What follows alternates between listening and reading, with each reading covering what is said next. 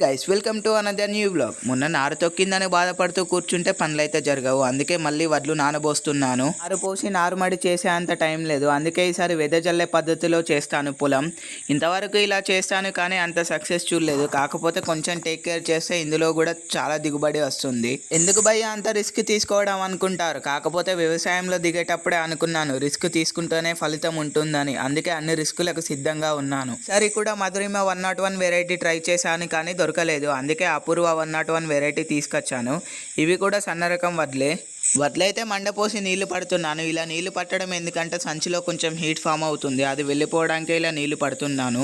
Afternoon అయితే అన్నయ్య tractor బావాళ్ళ ఇంటికాడ నుంచి తీసుకొచ్చాడు. తీసుకొచ్చిన వెంటనే కేజీవీలు అయితే ఎక్కిస్తున్నాం. ఎందుకంటే మా ఊళ్ళో కూడా ఫీల్డ్ స్టార్ట్ అయిపోయింది. టైర్ తీసుకెళ్లడం చూడడానికి ఎంతో సింపుల్ గా అనిపిస్తుంది కానీ చాలా కష్టం. ఎందుకంటే ఇది చాలా బరువు ఉంటుంది. కొంచెం మిస్టేక్ అయినా మన కాలు చేతులు ఇరిగిపోతాయి. ఎప్పటి నుంచి అయితే ఇక ఫీల్డ్ కి కొదువు ఉండదు.